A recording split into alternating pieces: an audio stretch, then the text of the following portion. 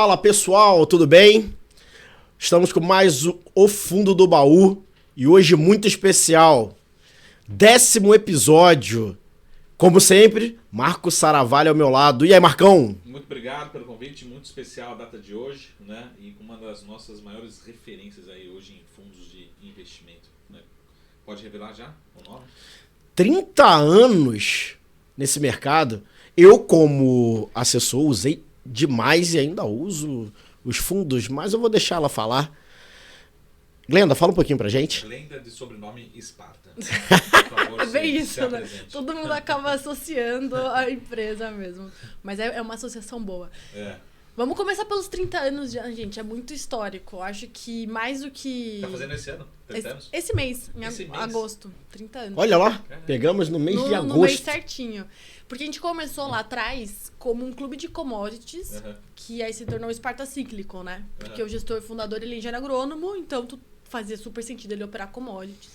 E aí acabou se tornando super relevante o fundo. Foi o melhor fundo do mundo em 2007 e 2008. Numa época que não existia plataforma, não existia corretora para você. E a gente tinha cliente direto, então era bem trabalhoso, assim, querer investir no fundo. Aí crescemos pra caramba e depois, coisa de 12 anos atrás, a gente criou a frente de crédito privado, que é o que a gente ficou mais relevante, inclusive. Então, o Sparta Ciclo existe até hoje, mas poucas plataformas distribuem. E aí a gente ficou bem grande no crédito high grade, né? Nas maiores empresas aí do mercado que a gente trabalha. Então, a gente tá com 8 bi sob gestão, mais ou menos. Voltando a crescer agora, né? Depois do primeiro semestre, depois a gente fala, mais conturbado. E temos 32 pessoas na equipe. Muito bom. Desses 8 bi, quanto que é? Como é que tá dividido? E é praticamente tudo crédito. 99% é crédito. O Cíclico é um fundo com menos de 100 milhões. E a gente também tem uma frente quantitativa, mas é uma estrutura à parte da Sparta. São mais 12 pessoas fora. Muito bom. Vamos lá, a série de perguntas. Lembrando que o pessoal já tinha enviado algumas perguntas que a gente selecionou tanto nos nossos perfis pessoais, né, do Instagram, como também no Fundo do Baú lá no Instagram, @FDB. Então vamos começar falando um pouquinho do... Aí eu vou para saudosismo mesmo, para a essência Sparta Top, né? Você falou um pouco dessa criação da Sparta, como ela nasceu, o clube de crédito, enfim. Fala um pouquinho desses fundadores e de como vocês viram para poder serem exponenciais aí no mercado de crédito do Brasil. Legal, acho que um ponto super legal do Top, na época que a gente criou ele, não tinha gestora de crédito independente, assim. A maior parte das gestoras, elas eram ligadas aos grandes bancos para fazer crédito. Então, as pessoas acho que nem enxergavam tanto valor, né, em ter uma gestora de crédito. E aí, até esses dias a gente falou com um parceiro de um banco, ele falou assim, eu nem achei a ideia tão boa lá atrás, mas, pô, fazia muito sentido, né?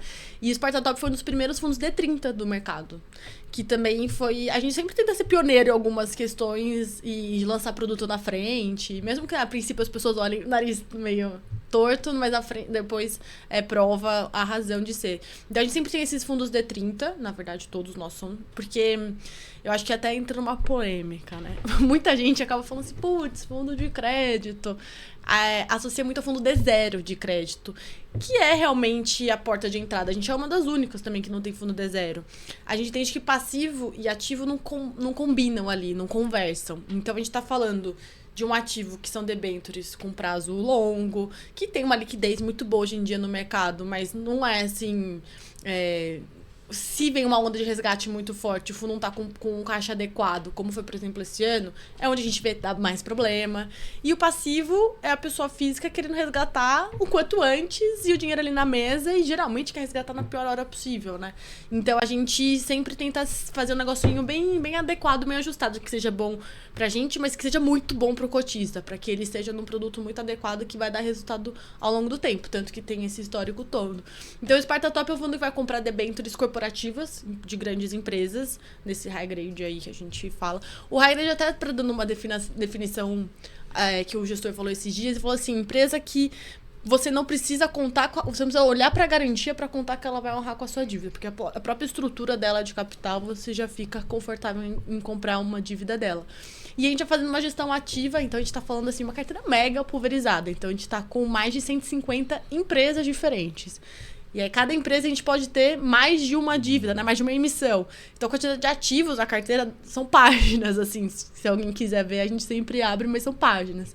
E aí, a gente vai fazendo sempre a alocação e trocando ao longo do tempo. Então, esse ano, abriu muita oportunidade, porque tinha muito preço fora da média histórica, assim. Então, a gente recicla muito bem a carteira, vai sempre olhando ali preço relativo, né? Ah, esse daqui, putz, já não faz tanto sentido, dado o risco dela, vamos trocar. E a gente vai...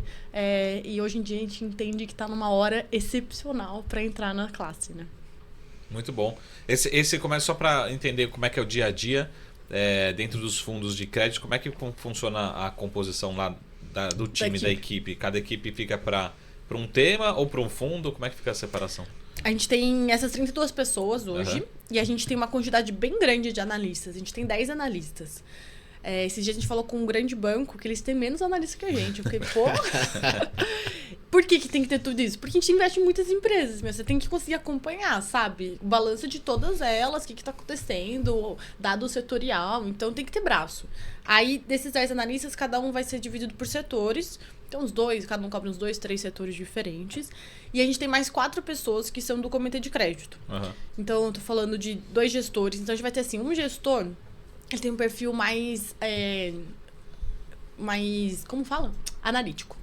Então, tudo que é emissão no primário, avaliação da empresa, ele vai lá falar com os analistas, vai avaliar certinho, fazer aquela parte legal de planilhar em Excel, né, que o analista gosta, e aí leva para o comitê. Então, ele é mais responsável pela essa parte mais de avaliação da saúde da empresa mesmo, e da emissão. Depois a gente tem um outro gestor, que ele é mais trader. Então, ele toca nossas negociações no secundário. A gente tá falando do crédito high grade, que tem uma margem que é minúscula, sabe? Então, o preço aqui pra gente importa pra caramba. Eu acho que o preço sempre importa, né? A gente ganha, na verdade, entrando no preço certo em tudo, né? Que a gente vai fazer na vida. E no nosso caso não é diferente. Então tem que saber, assim, ó, essa taxa faz sentido? Às vezes a gente tem um emissor aprovado, bacana, boa qualidade, mas não tá no preço justo, a gente não entra. Espera abrir preço no que a gente entende que é um range adequado.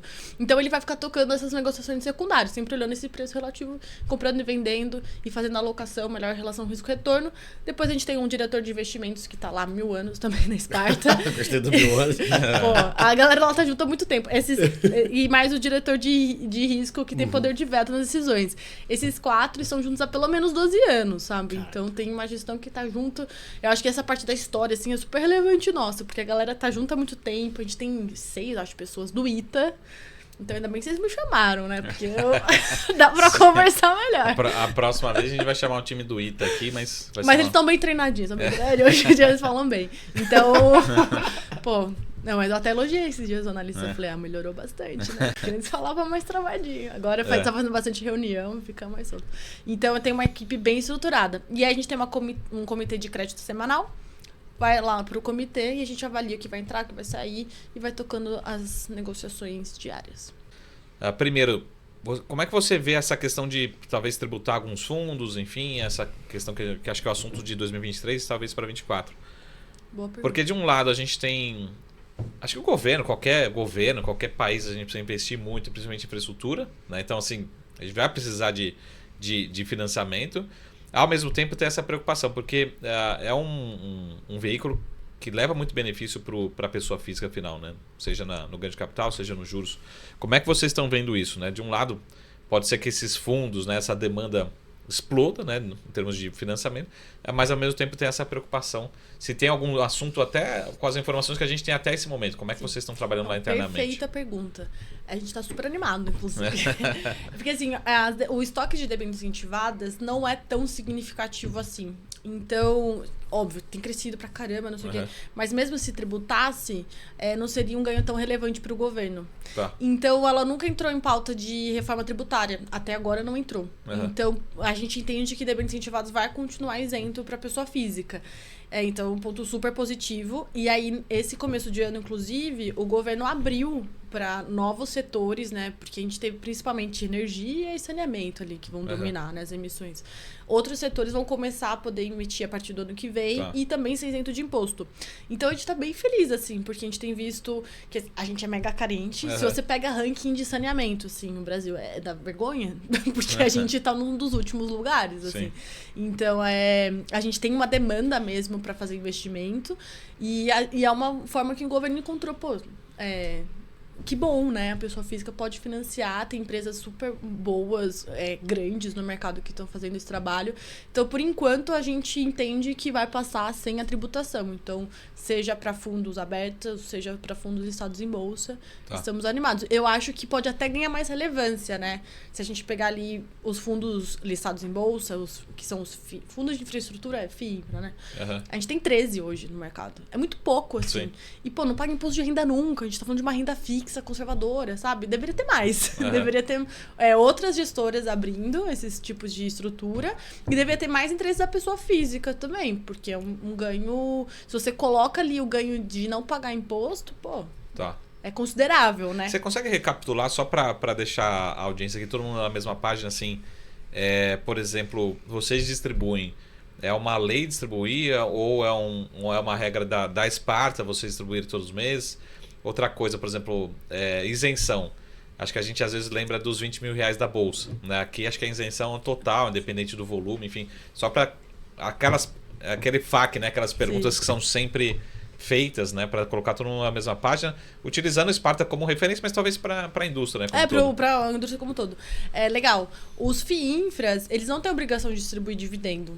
Tanto que o primeiro de uma gestora bem grande, assim, no mercado, ele não distribuía. Só que aí você também não tem cotista, né? Você deveria falar isso no vídeo. Porque as pessoas estão acostumadas com o fundo imobiliário ali, com o resultado mensal e tal.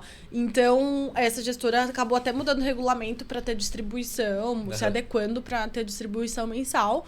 E aí todos os fundos no mercado acabaram seguindo essa mesma estratégia, porque é o que as pessoas estão realmente acostumadas. A gente não é obrigado. Então, a gente faz o que a gente quiser. Fundo imobiliário tem aquela obrigação, né? A cada semestre tem que distribuir 95%. Só que a gente não tem, não precisa. Então, a gente que acaba conseguindo fazer essa gestão e distribuindo o que é resultado ali pro cotista. Então, isso, no caso da Sparta, a gente tem uma particularidade. A gente distribui o que é lucro acumulado, resultado pro cotista. A gente trabalha com regime de competência. Então, se o fundo não der resultado no mês, a gente pode eventualmente não pagar esse dividendo, né? Então, tem essa particularidade que a gente não amortiza. Sendo bem sincera, né?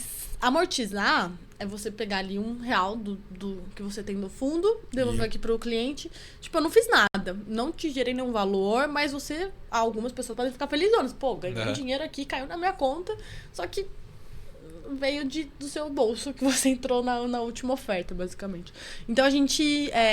o nosso administrador colocou a regra de regime de competência, a gente acha super justa, a gente acha que é o que tem que deveria ser até mais comentado. Então, a gente trabalha... Aí é muito fácil eles acompanharem. Então, a gente trabalha com a base do fundo, base 100, saiu a 100. Tudo que fica acima de 100, a gente tem cota patrimonial diária. Então, todo dia, vocês conseguem entrar no site e ver, assim, quanto que vale o fundo hoje, qual que é o valor justo dele. É como se fosse cota de um fundo aberto, normal. Ele tem ali. Então, tem esse norte, e tudo que é acima de 100 é esse lucro acumulado, que eventualmente vai virar dividendo para o cotista.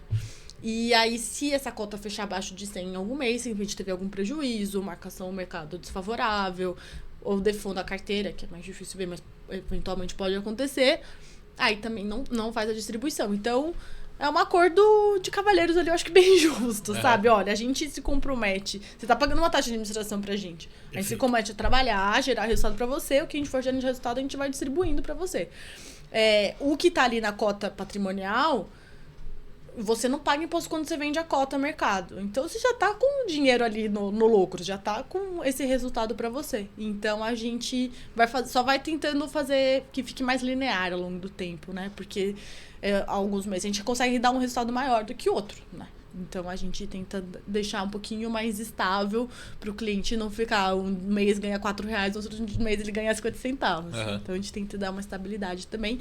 E sempre não distribui tudo, Porque, começar do mês do zerado é difícil, né? Correndo atrás do prejuízo. Aí eu tenho mês mais curto, mês mais longo. Então, a gente sempre deixa uma gordurinha, desde o início do fundo, a gente deixa uma gordurinha pra começar o mês mais tranquilo, com uma sobra aí. Não ter que fazer uma alocação errada, porque tem que pagar o dividendo. Muito bom.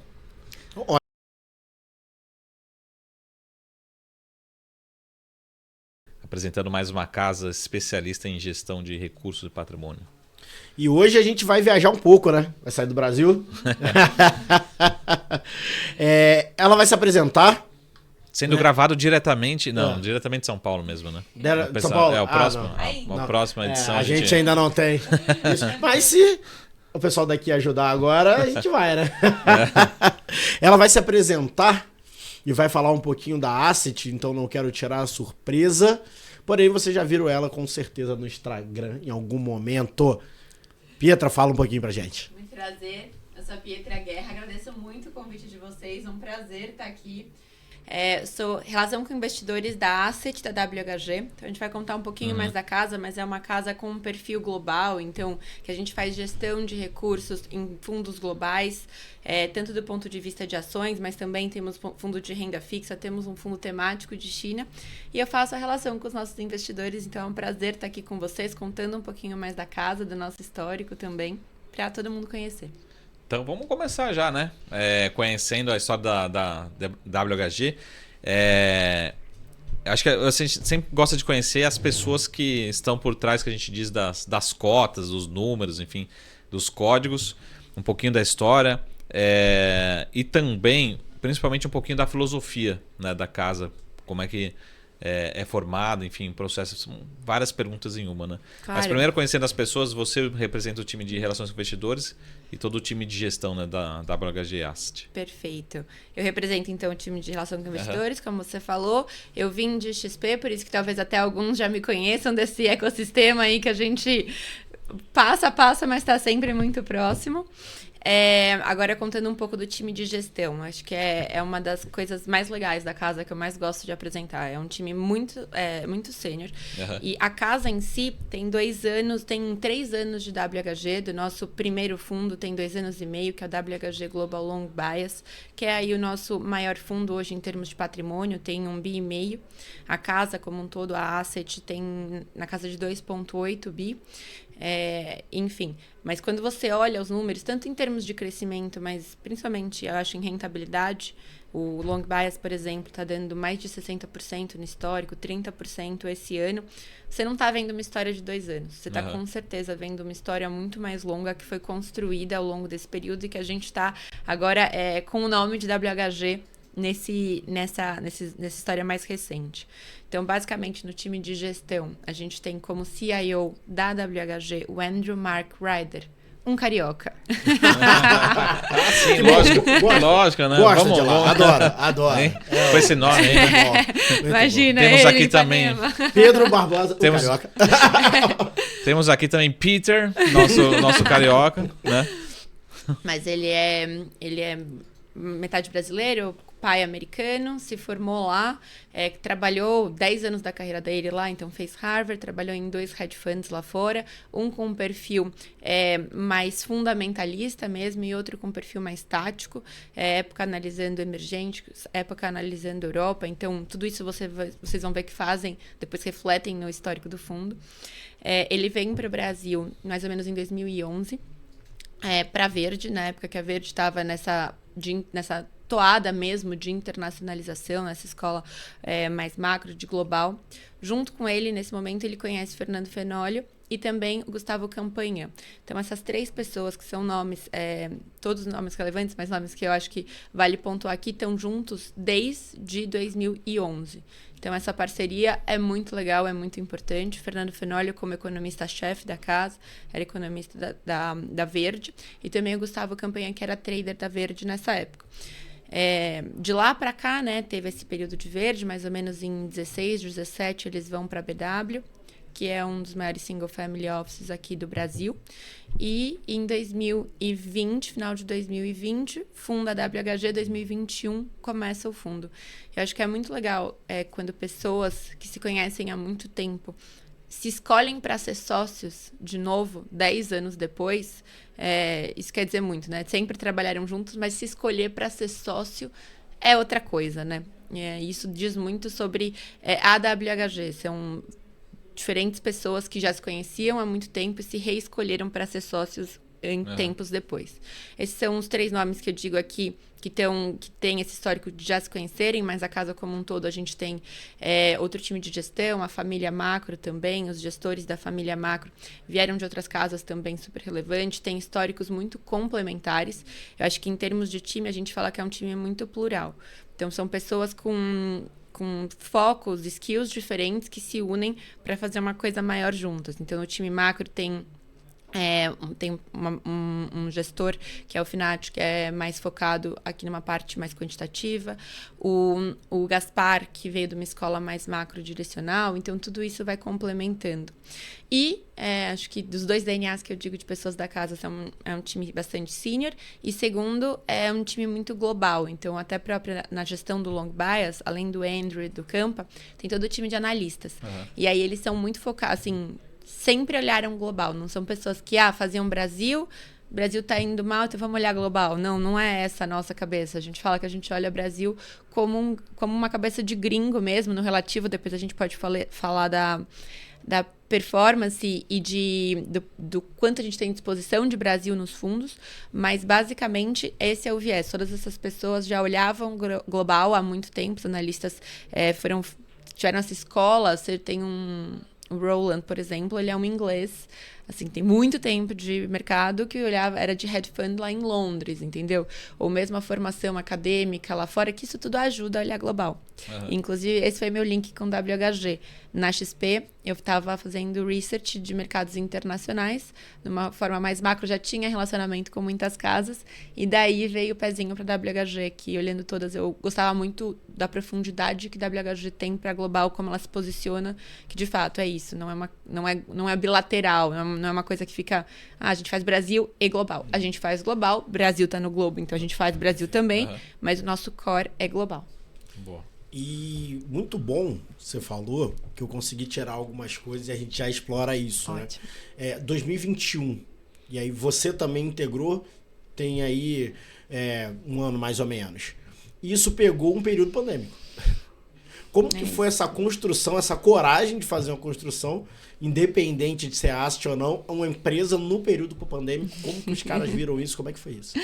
Eu acho que também com os desafios vêm as oportunidades, né? Então, acho que foi, do ponto de vista de gestão do fundo, assim, poxa, ter sustentado depois do passado aí o susto da pandemia, né, assim, foi um momento muito bom para o mercado, a gente acompanhou mesmo ao longo, né, de 2021, mas, então, do ponto de vista de gestão, foi bom para mostrar também os skills, o quanto a gestão soube sustentar os momentos difíceis, se sobressair nos momentos em que eram ainda mais importantes, né? Mostrar que a gente tinha essa capacidade. E acho que do ponto de vista de empreendedorismo, com certeza foi um desafio grande, mas é isso, assim, mostra a capacidade de crescer. Hoje a WHG como um todo, como casa, se juntar, né? A gente hoje somos em 3 caixinhas. A Asset, a Wealth e a gente está construindo uma DTVM também. Então, essa é a história da casa. A gente está construindo a DTVM. Se juntar as 3 caixinhas, a gente fica com 37 bi sob gestão. Então, a casa cresceu muito, num período muito desafiador. Acho que isso, com certeza, deu muito frio na barriga. Teve os momentos de dúvida, mas mostrou que, com assim, muito trabalho... Isso o que eu vejo, assim... O time todo, né? São pessoas muito boas e muito afim de trabalhar. Que nos momentos mais difíceis olharam e falaram, então agora que a gente vai ralar mais ainda. Perfeito. E aí conseguiu mostrar essa diferença mesmo de entregar uma coisa de qualidade e crescer mesmo nessas marés desafiadoras, assim. Geralmente, né, no fundo de, principalmente equity, né, enfim, ele tem um pensamento de estar antes de algum acontecimento, né? Sim. Então, acho que esse é o principal ponto, né, de antecipar. Como que esse respeito ao mercado trabalha junto com essa questão de antecipação ou até de, como você falou, de tomada de decisão, né? Então, claro, como você já tem ali o setor ou algo que você prestou atenção no mercado, você entra e já mantém e depois faz tomar a decisão de sair ou não. Mas como é essa antecipação, como que é essa pesquisa para saber o que vai fazer essa diferença, como que fica isso? Boa. Eu acho que essa é uma ótima pergunta pra gente colocar exatamente como que é o nosso processo. Assim, lembra que eu falei que a gente não tem necessariamente uma lista fixa que tem que estar... Poxa, já não faz mais nem sentido o analista estar olhando aquela ação. O ativo tem que estar lá, porque... ou a gente tem que ter uma cobertura extensiva, porque achou que tinha que ter, ou a posição, que não é assim. Então, como é que a gente monta as nossas posições? Tem...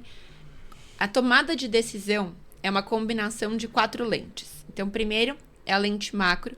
Então, todo esse perfil macro das pessoas, o próprio Fenólio, que capitaneia o time de economistas da casa, o Andrew, que passou por uma escola macro, que é a própria Verde, o Campa também, tudo isso, esse pano de fundo macro permeia para a tomada de decisão de todos os fundos, tá? Aí entrando agora no long bias, que é nosso fundo de retorno absoluto, que a gente executa via ações, né? Que eu acho que é onde faz sentido a gente aprofundar aqui. Então tem esse pano de fundo macro, a gente entende o que o macro está guiando. Junto com isso, a gente soma nos temáticos, que é até a própria AI. Quais são os temas que estão movendo o mercado? Dentro desse macro, qual o tema que a gente está vendo se sobressair? Aí a gente olha uma lente tática. Olhamos aqui, mas como é que tá? Aí até uma coisa que eles trazem do passado mesmo, de casas táticas, até com perfil de trader que eles já tiveram. Então, por exemplo, poxa, gosto desse setor, mas tá completamente crowded, né? Que eles falam, já tá lotado, assim. Faz sentido eu entrar? Como é que tá o tático? Como é que tá o tamanho das posições dos hedge funds globais? Tá muito cheio? Não tá muito cheio? Então passa por essa leitura mesmo de mercado raiz, que eu diria. E daí entrar no micro. Então tá, com esse todo o cenário, quais são os nomes que a gente vai entrar? Que daí vem o input dos analistas mesmo, com quais nomes. E aí, às vezes tem exemplos que tudo isso acontece muito rápido, tá? Porque parece aqui um processo caixinha, mas não é. Você vai ver que tudo acontece ao mesmo tempo e um ajuda o outro. Que os analistas estão vendo, poxa, tem um micro aqui de um dado que está apontando para essa direção do setor de automóveis. Compartilha isso com o time de economia, então vai ver um sinal de aceleração, desaceleração, enfim. Tudo isso junto. Aí tem um micro que se sobressai. Tem um caso muito legal que é Elf, que é uma empresa de maquiagem. Eu adoro falar desse caso. Porque eu tenho. Eu consumo. Mas, por exemplo, Elf foi uma... Você tem 2 vezes também. Tem eu tenho 2 vezes. Acionista também como cota do fundo. Né? Exato.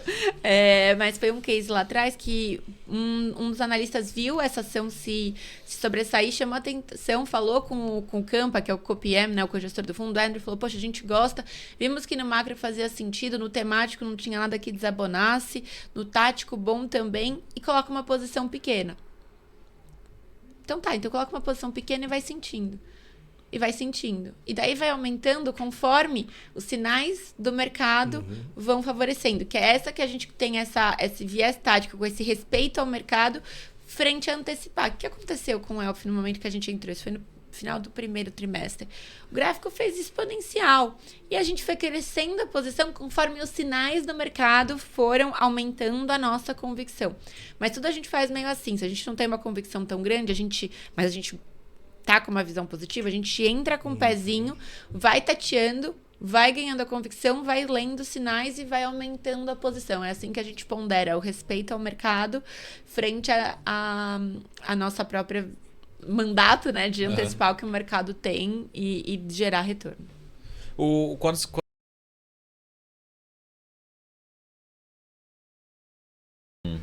tema inovador, com muitas informações e principalmente oportunidades de investimento, né? Eu gosto, hein? Ainda mais que tenho um apreço ao mundo da música, da arte. Vocês não entenderam nada, né, que eu tô falando, mas daqui a pouco vocês vão entender. Porque um podcast de gestoras está falando disso, tá? Vou pedir, antes de tudo, para vocês seguirem a gente lá no Instagram, @FDB _ o fundo do baú. Seja FDB você também. E agora, Marquinho, vamos, sem delongas, apresentar nossos convidados especiais. Você que tem mais intimidade já pode perguntar. Bom, estamos aqui hoje com um time da Hertz, muito gentil, como sempre, né? Sempre muito solícitos, abertos, aí disponíveis.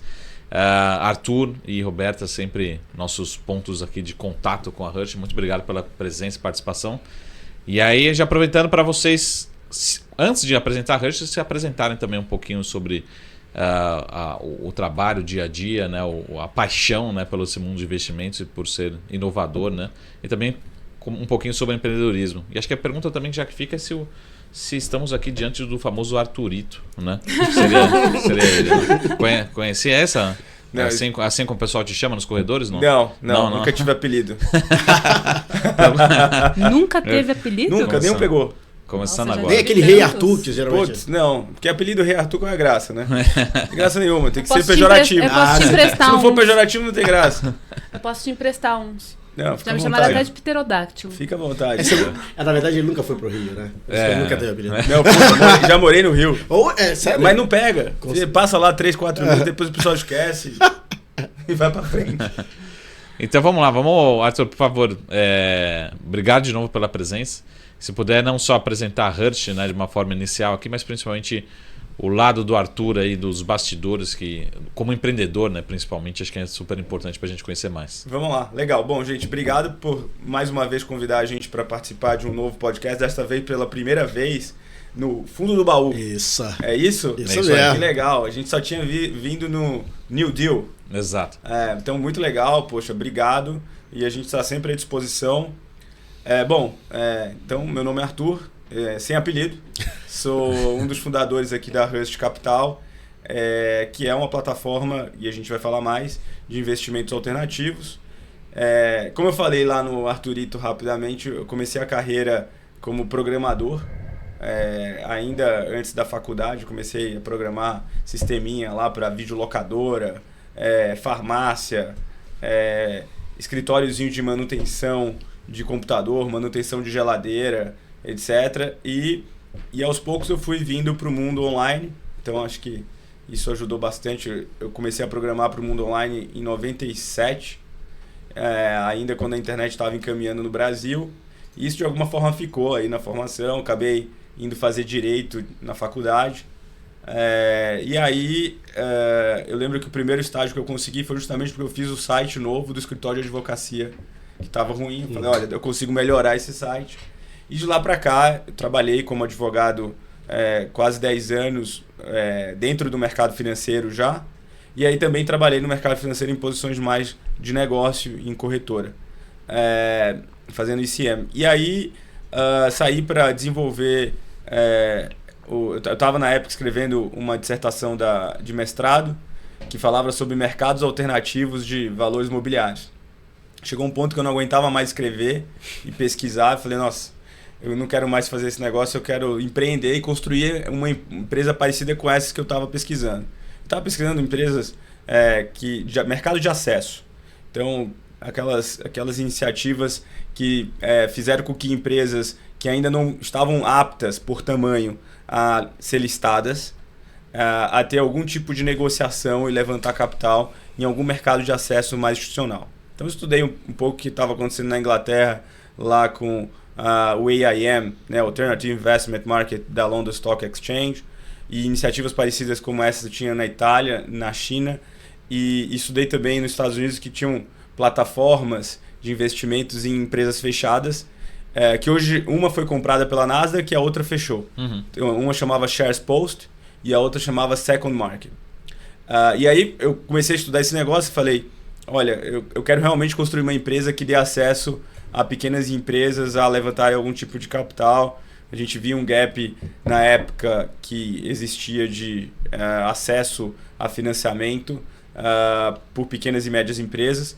E aí naquela época eu achei que ia conseguir resolver isso fácil. Lei do engano, aquela ingenuidade boa que move o empreendedor, mas que com fé em Deus a gente não desiste, né? E aí a gente está aqui depois de 10 anos empreendendo com a Hush Capital, e por que não dizer que de alguma forma a gente consegue tornar o mercado de capitais e trazer soluções de funding para ativos que antes estavam isolados, né? Então, de alguma forma, tudo que eu estudei ali e tudo que eu vivi como empreendedor ao longo desses 10 anos ajudou para chegar até aqui. Acho que, em linhas gerais, para não demorar muito, é isso. Deixa eu só para reforçar esse ponto, você já falou Inglaterra, Itália, talvez um pouquinho nos Estados Unidos, mas continua sendo o seu benchmark no sentido de ter uma referência em mercados, em empresa, tem alguma empresa que você tem como referência. É engraçado que você não citou a Ásia também. A Ásia usualmente é sempre vanguardista em tecnologia, enfim. Como é que está outras regiões, né? Ou não, ou o inverso é verdadeiro, por exemplo, no sentido assim, o Brasil é Brasil, não tem benchmark Brasil, porque o Brasil a gente tem regulação diferente, enfim, questões diferentes. Como é que fica a questão no Brasil? Ou é só replicar o que a Itália fez, vamos fazer aqui no Brasil? Como é que fica essa geografia, trazer aqui para tropicalizar? Você fala lá do estudo, isso, o estudo de mercados de acesso. Isso, porque às vezes você fala assim, teve uma EdTech, aconteceu nos Estados Unidos, vamos replicar no Brasil. Você consegue, né? Mas como é que é esse benchmark exterior trazer para a legislação, enfim, para toda essa questão brasileira?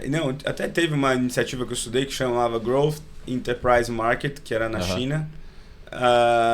E lá o mercado é um pouco diferente, né? Porque o governo está lá com um papel muito mais ativo do que na maioria das economias de mercado que a gente conhece aqui no Ocidente.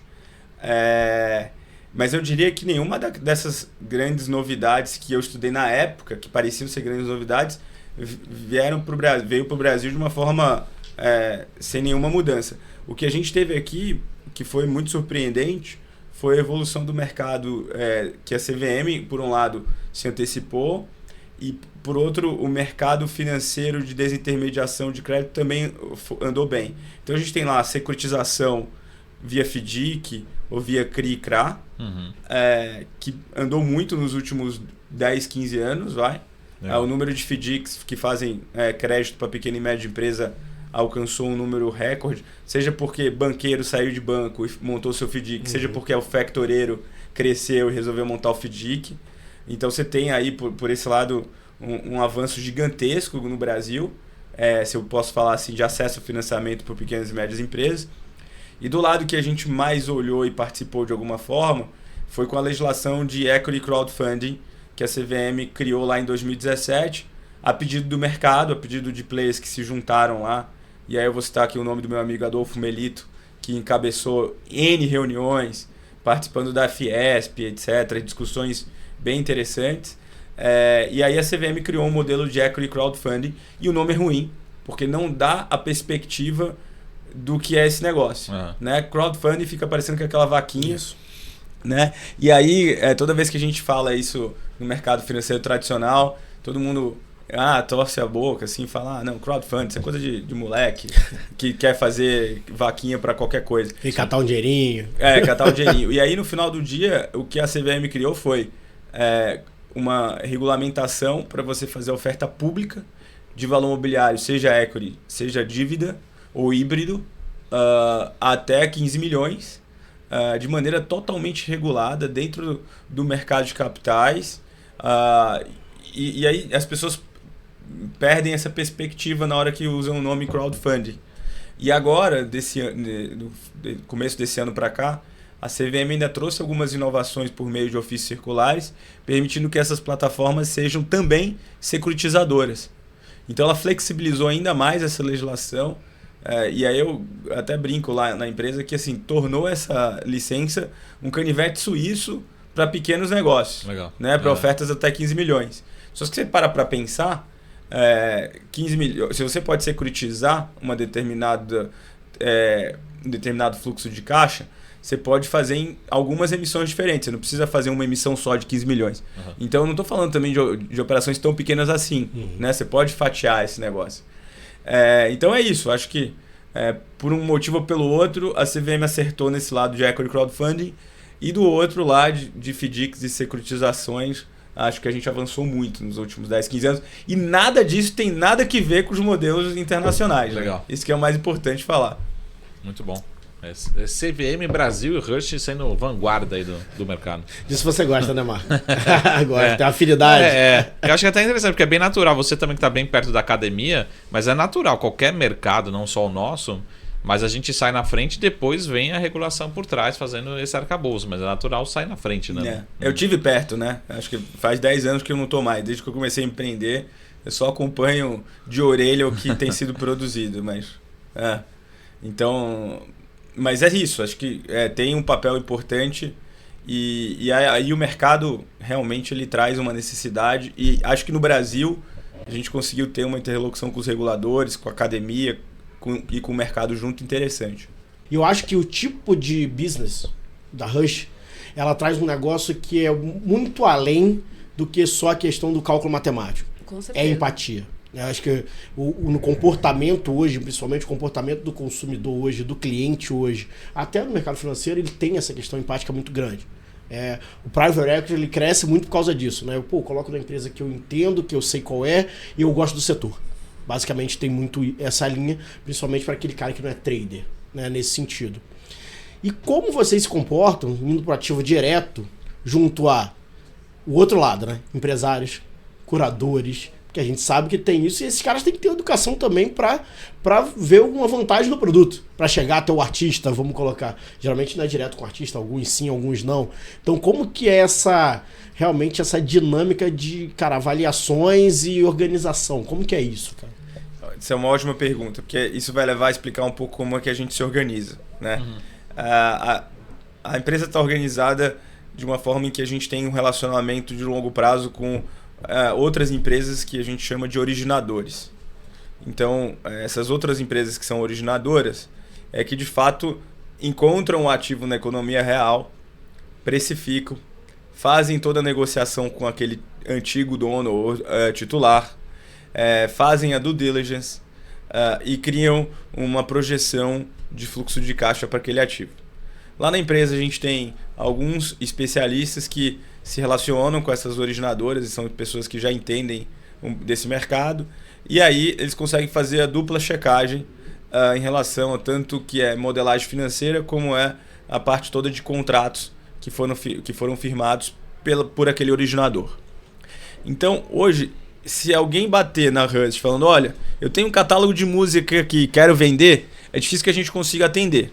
Por quê? Porque a gente precisa que o ativo, por mais que ele seja um ativo in natura, um ativo cru, a gente precisa que ele já venha com toda a parte de pesquisa feita, com toda a parte de modelagem financeira, com todos os contratos já em ordem. Então, e aí com isso eu consigo fazer a dupla checagem com o time que a gente tem lá para estruturar um produto de investimento. Então a gente não faz nada sozinho, a gente precisa dessas empresas que são chamadas de originadoras. Na prática, só para ficar claro, né, não é que você vai chegar na Rush com uma oportunidade e você vai ficar no limbo, não. Você vai chegar na Rush com uma oportunidade, a gente internamente vai conversar com a Move, vai entender apetite, vai ver se a gente já não conversou com esse artista antes, vai ver o que é histórico de negociação, e uma vez tendo apetite para a gente olhar essa oportunidade, a gente assina o NDA, né, a gente faz toda essa checagem, essa análise financeira que o Arthur está comentando, para de fato a gente chegar ali numa proposta que possa fazer sentido para ambas as partes, né? Mas acho que o que tem que ficar claro é que a Rush ela acaba sendo realmente a ponta com o investidor, né? E às vezes acaba que a gente origina coisa, mas quem faz o trabalho minucioso ali de consultar as bases públicas, consultar o ECAD, porque é um trabalho muito robusto, que você tem que ter conectividade com esses caras também. Não é qualquer pessoa que pode ir lá no ECAD e saber e consultar. Então tem o business da Move, né, que eventualmente, dependendo de estrutura, ganha o seu serviço ali, né, mas a gente não vai nada cair no limbo, assim, acho que o ponto é, isso pode seguir via Rush em algum momento, mas a parte técnica sempre vai ser feita por uma empresa especializada. É isso, muito provavelmente se chegar uma oportunidade pra gente de algo que ainda está num estágio muito cru, a gente vai indicar uma das originadoras com as quais a gente já trabalha para que a originadora estruture esse ativo e nos chegue já no momento de securitizar e tokenizar esse negócio. Então a gente vai indicar para uma das originadoras. Acho que é isso o mais importante, a mensagem que a Roberta quis passar. Isso acontece muito na prática. Então, vira e mexe a gente recebe solicitações de intermediários, de precatórios, ou de intermediários de artistas, ou pequenas incorporadoras, e levam para a gente algumas oportunidades e falam, olha, melhor você falar com essa empresa aqui que é a originadora, a gente indica, e essa empresa toca aqui o negócio, porque aqui a gente só consegue fazer, e aí foco é fundamental, a gente não vai conseguir fazer tudo, e depois a gente consegue vender aqui na plataforma, se você conseguir um negócio ali. Inclusive, agora a gente está no momento de trazer novos originadores. Então, assim, O pessoal que tiver... Isso agora. Como pessoal está a que tiver... evolução dessas originadoras para avaliações? Como está essa evolução? É isso, assim, A o galera pessoal tem que te acompanhar, né? Perfeito. É muito boa a pergunta. Se o pessoal que estiver assistindo a gente, que tiver um negócio de intermediação e quiser transformar esse negócio num negócio de originação, e a diferença é muito importante. Intermediação é aquele cara que pega o telefone, você tem isso? Tem, então peraí que eu vou arrumar um comprador. Liga pro outro, arrumei um comprador. Isso é intermediário. E não é o que a gente gostaria, não é o que a gente consegue atender. Esse intermediário a gente vai ter que, de novo, conectar numa originadora. O que a gente precisa eu sou um intermediário, ou eu já tenho uma originadora e já faço o quê?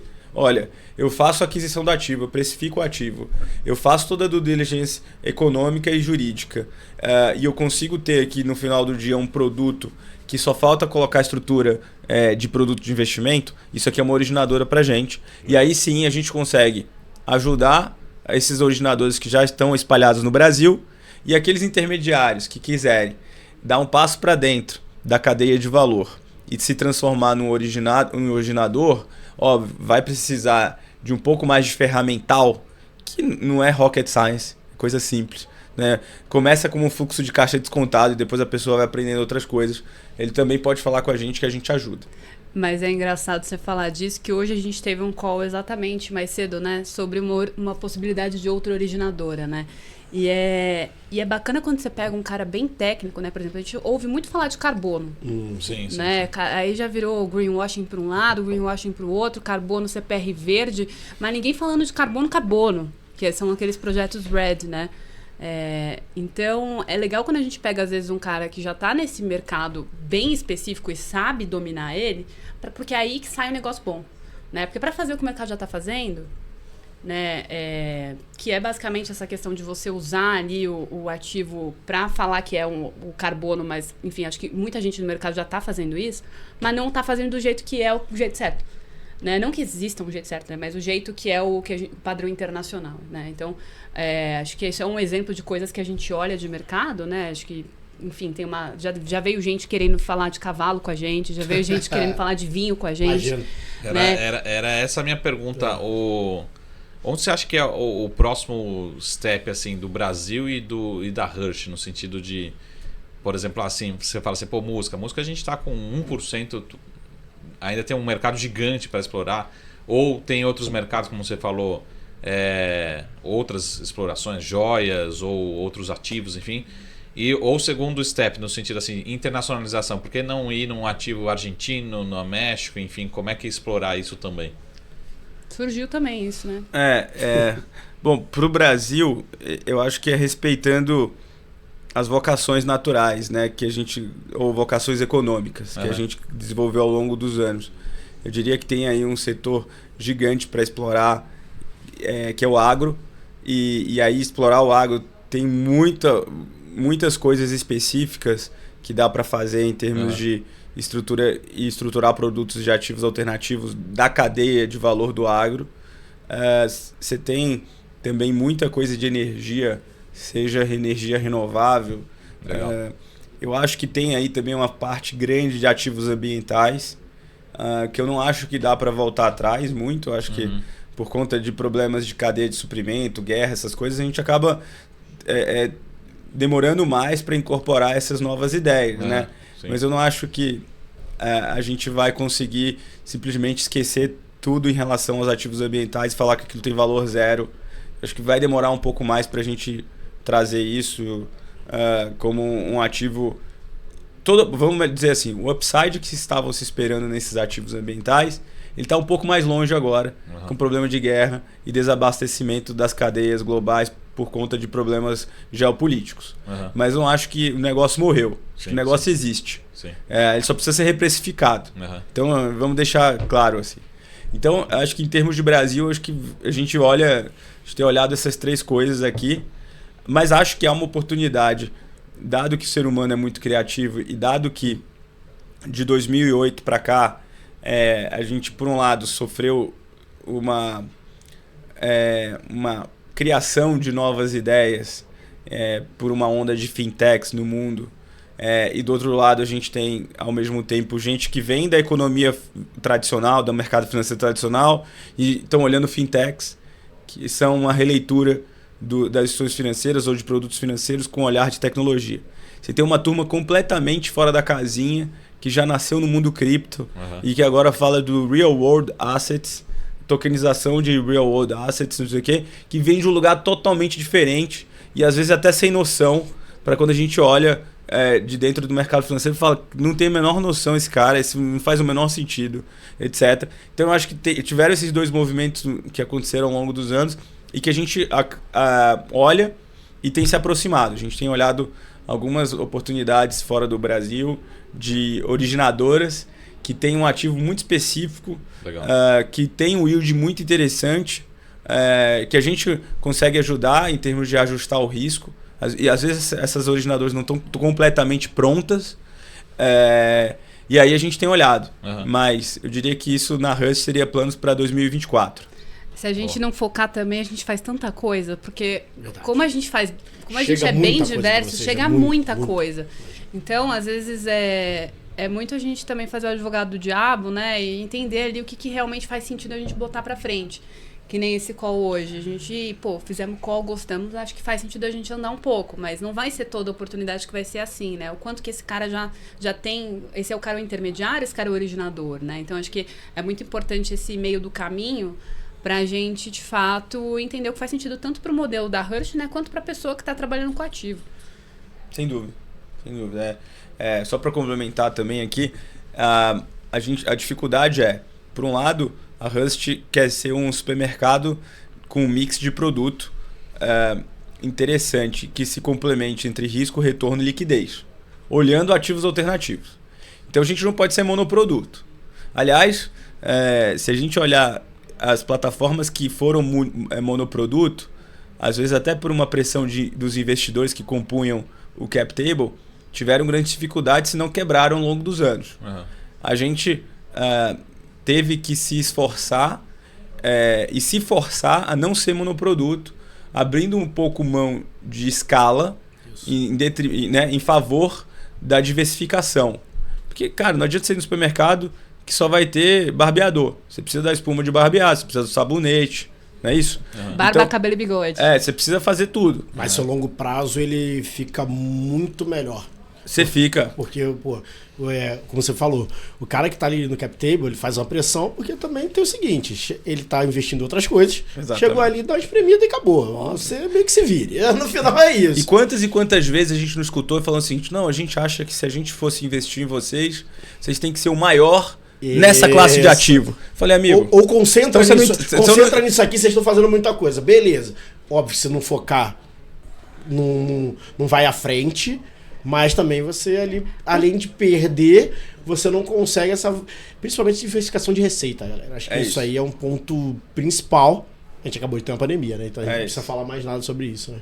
A Roberta falou. Não, ia dizer esse ponto de... Às vezes também tem o timing do produto, né? Às vezes, poxa, é que nem a gente vai investir nosso tempo e dinheiro pra gente botar uma operação de um ativo que às vezes demora mais na prateleira pra distribuir. A gente tá comprando esse risco, né? Então a gente quer que a plataforma torne... Porque assim, se fosse pra fazer só girar dinheiro rápido, eu ia só fazer precatório. Por que eu ia querer procurar sarna pra me coçar? Né? Então assim, a gente já tá olhando lá pro futuro, por quê? Porque a Hust hoje é uma securitizadora, porém a gente já nasceu tecnológico, né? A gente já trabalha com o produto aí do futuro, a gente já olha pra economia tokenizada já há bastante tempo, né? O que a gente tá fazendo é uma adequação aí a padrão de mercado, porque às vezes o cara tá mais acostumado, o investidor tá mais acostumado ali com CR do que um token, às vezes você fala token pra ele vira um palavrão, né? Mas isso já tá muito mais, isso já tá bem consolidado dentro da casa. E é isso, né? Como é que você vai diversificar teu patrimônio, né? Acho que a gente falou aqui de poupança, renda variável, renda fixa. Como que você vai atrás dos seus assessores, né? Acho que esse canal aqui de comunicação é muito importante.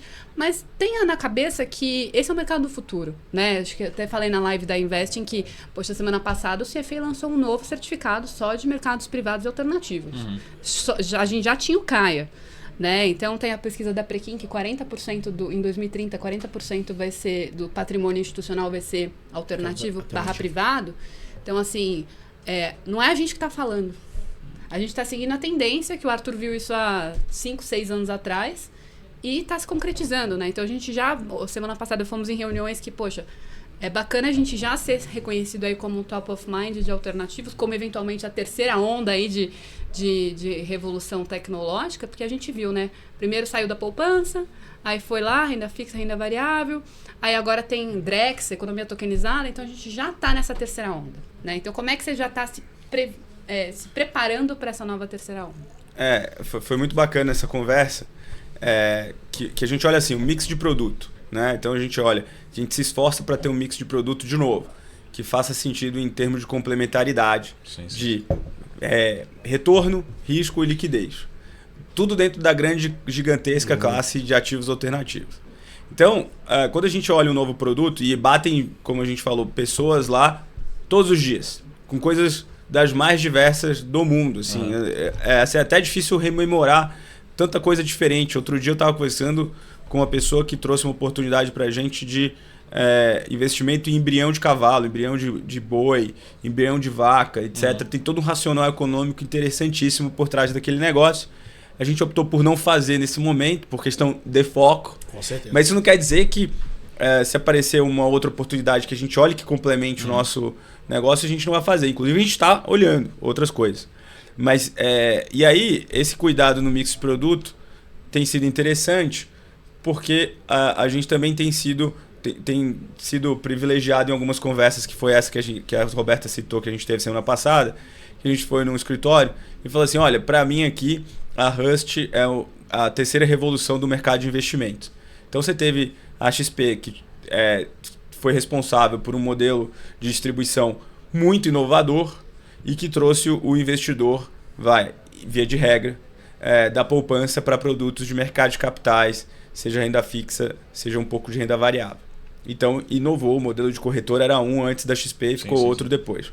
E aí depois, anos se passaram, e aí você tem a Avenue, que popularizou o investimento em ativos no exterior. Né?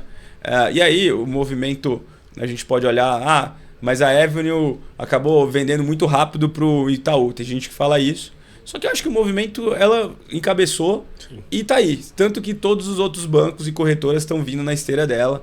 E o que demonstra que o movimento de investir no exterior é um movimento que aconteceu e realmente é a segunda onda de revolução do mercado financeiro. É um movimento de diversificação, né, que a gente vê. Exato. E aí, na terceira onda, que era onde essa pessoa queria chegar, a gente precisa olhar para fora de renda fixa, renda variável, ou que seja, fora de renda fixa variável no exterior e também para mercados privados. E o que a gente quer aqui eu vou trazer oportunidades desses mercados privados, que são os ativos alternativos, não só do Brasil, mas a gente vai trazer do exterior também. Então, eu acho que um pouco esse mercado, esse lugar que a gente quer ocupar na carteira do investidor. Mas é uma luta de longo prazo. Né? Acho que tem muita gente ao longo do processo educacional, né? Então, e muita gente chegando também. Então tem gente chegando que não sabe direito nem o que é uma debênture, não dá para ainda virar para ele e falar o que é um catálogo de música. Porém, olha só que gozado. O catálogo de música está muito mais próximo da realidade da pessoa do que uma debênture. Né? Você explica a debênture pelo catálogo de música. Pois Você fala, isso aqui é o catálogo. Isso eu sei, isso aí, então. Vai funcionar dessa forma. Quando o cara chegou na debênture. Exato. Então, a nossa aposta também, porque senão ficaria um papo de maluco e um sonho de muito longo prazo. A nossa aposta é que pesquisas indicam que os millennials e os Gen Z são 3 vezes mais propensos a investir em ativos alternativos do que as gerações anteriores.